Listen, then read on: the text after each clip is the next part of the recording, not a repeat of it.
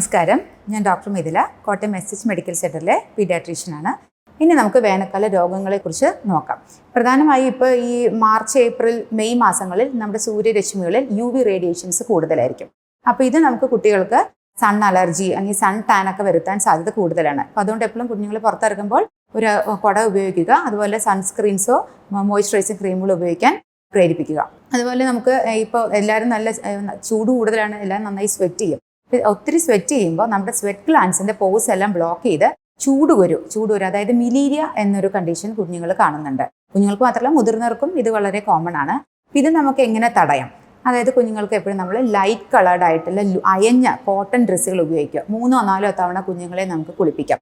നല്ല വെന്റിലേറ്റഡ് ആയ കൂൾ റൂമുകളിൽ കുഞ്ഞുങ്ങളെ ഇരുത്തുക, നന്നായി വെള്ളം കുടിപ്പിക്കുക. അതുപോലെ തന്നെ സൂത്തനിങ് ആയിട്ടുള്ള കലാമി ലോഷൻസ് ഉപയോഗിക്കാം. ചില കുട്ടികളിൽ ഇത് ഇൻഫെക്റ്റഡ് ആയി മിലീരിയ പസ്റ്റുലോസ എന്ന കണ്ടീഷനിലോട്ട് മാറുന്നു, അത് പഴുത്ത കുരുക്കൾ ഉണ്ടാകുന്നു. അങ്ങനെയാണെങ്കിൽ നമ്മൾ കുഞ്ഞുങ്ങളെ വൈദ്യസഹായം തേടേണ്ടതാണ്. അതുപോലെ ഇടുക്കുകളിൽ വേർപ്പ് കെട്ടിയിരുന്ന കുഞ്ഞുങ്ങൾക്ക് ഫംഗസ് ബാധ ഉണ്ടാകാം. അതുപോലെ തന്നെ ഈ അലർജിക് ടെൻഡൻസി, എക്സീമ, അട്ടോപിക് ഡെർമറ്റൈറ്റിസ് ഉള്ള കുട്ടികൾക്ക് ഇത്രയും സ്വെറ്റിങ്ങും ഈ സൺ എക്സ്പോഷറൊക്കെ കാരണം അവരുടെ ഈ കണ്ടീഷൻസ് കൂടാൻ സാധ്യത കൂടുതലാണ്. റാഷും ചൊറിച്ചിലൊക്കെ കൂടാനുള്ള സാധ്യത കൂടുതലാണ്.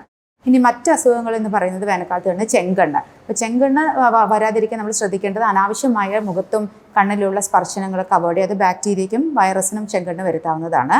പിന്നെ ചിക്കൻ ബോക്സ് വേനൽക്കാലത്ത് ഒത്തിരി സ്പ്രെഡ് കാണാറുണ്ട്. പിന്നെ മൂത്രാശയ രോഗങ്ങൾ, അതായത് UTI, വെള്ളം കൂടി കുറയുന്നതുകൊണ്ട് മൂത്രാശയ രോഗങ്ങൾ. ഇപ്പോൾ നേരത്തെ നമ്മൾ പറഞ്ഞ പോലെ ഹൈഡ്രേഷൻ നന്നായി മെയിൻറ്റെയിൻ ചെയ്ത് ഇത് നമുക്ക് UTI ഒഴിവാക്കാൻ ഒരു വിധത്തിൽ സഹായിക്കും. പിന്നെ നമ്മൾ കൂടുതലും കാണുന്നത് ഫുഡ് പോയ്സണിങ്, ഛർദി, വയറിളക്കം എന്നിവയാണ്. ഇതിന് പ്രധാന കാരണം നമ്മൾ ചിലപ്പോൾ പുറത്ത് പെട്ടെന്ന് ഇറങ്ങുമ്പോൾ നമ്മുടെ കയ്യിൽ വെള്ളമൊന്നും കരുതിന്ന് വരില്ല. ചൂടത്ത് പോകുമ്പോൾ നമ്മൾ വിയർക്കും, ദാഹിക്കും. അപ്പോൾ തൊട്ടടുത്തുള്ള കടയിൽ നിന്ന് പോയി നമ്മൾ ഫ്രൂട്ട് ജ്യൂസസോ വെള്ളമൊക്കെ മേടിച്ച് കുടിക്കും. അപ്പോൾ നമ്മൾ അതിൻ്റെ ഹൈജീനിക് കണ്ടീഷൻ എത്രയാണെന്ന് നമുക്കറിയില്ല. അപ്പോൾ അൺഹൈജീനിക്കായി പ്രിപ്പയർഡ് ആയിട്ടുള്ള ജ്യൂസസും വെള്ളമൊക്കെ കുടിക്കുമ്പോൾ നമുക്ക് ഫുഡ് പോയ്സണിങ്ങും ഛർദി, ലൂസ് മോഷനൊക്കെ വരാൻ സാധ്യത കൂടുതലാണ്. എപ്പോഴും പുറത്തിറങ്ങുമ്പോൾ നമ്മളൊരു കയ്യിലൊരു കുപ്പി വെള്ളം കൊണ്ടുപോവുക. ഹൈജീനിക്കായി പ്രിപ്പയർ ചെയ്യാവുന്ന കടകളിൽ നിന്ന് നമുക്ക് വെള്ളമൊന്നും മേടിച്ച് കുടിക്കുന്നതുകൊണ്ട് കുഴപ്പമില്ല. പുറമെ നല്ല ചൂടായതുകൊണ്ട് ഭക്ഷണ പദാർത്ഥങ്ങളൊക്കെ പെട്ടെന്ന് കേടാവാനുള്ള സാധ്യത കൂടുതലാണ്. അപ്പോൾ അതുകൊണ്ട് എപ്പോഴും ഫ്രഷായി വീട്ടിൽ തന്നെ കുക്കഡ് ആയിട്ടുള്ള ഭക്ഷണം കഴിക്കാൻ ശ്രദ്ധിക്കുക. ഇനി നമുക്ക് 6 മാസത്തിൽ താഴെയുള്ള കുഞ്ഞുങ്ങളെ ഈ വേനൽക്കാലത്ത് എങ്ങനെയൊക്കെ നമ്മൾ കരുതൽ കൂടുതൽ എടുക്കണമെന്ന് നോക്കാം. സാധാരണ എല്ലാ പാരൻസിൻ്റെയും കൺസേൺ ആണ് 6 മാസത്തിൽ താഴെയുള്ള കുട്ടികൾക്ക് നമ്മൾ എക്സ്ട്രാ മുലപ്പാൽ മാത്രം മതിയാവോ, അത് എക്സ്ട്രാ ആയിട്ട് വെള്ളം വല്ലതും കൊടുക്കണോ എന്നുള്ള കാര്യം. ഇപ്പോൾ എപ്പോഴും 6 മാസത്തിൽ താഴെയുള്ള കുട്ടികൾക്ക് മുലപ്പാൽ മാത്രം മതിയാവും. കുഞ്ഞുങ്ങളുടെ അമ്മമാരോട് നന്നായിട്ട് വെള്ളം കുടിക്കാൻ പറയുക. അതുപോലെ തന്നെ കുഞ്ഞുങ്ങളെ ഫ്രീക്വൻ്റ് ആയിട്ട് ഇടയ്ക്കിടയ്ക്ക് പാല് കുടിപ്പിക്കുക. കുഞ്ഞുങ്ങളെ ഒത്തിരി തുണികളുകൊണ്ട് കവർ ചെയ്യാതെ ഒരു സിംഗിൾ ലെയർ കോട്ടൺ തുണി കൊണ്ട് മാത്രം കവർ ചെയ്യുക. കുഞ്ഞുങ്ങൾക്ക് ഉടുപ്പാണെങ്കിൽ തന്നെ നല്ല ലൈറ്റ് കളർഡ് ആയിട്ടുള്ള അയഞ്ഞ സോഫ്റ്റ് കോട്ടൺ ഡ്രസ്സുകൾ ഉപയോഗിക്കാൻ പ്രേരിപ്പിക്കുക.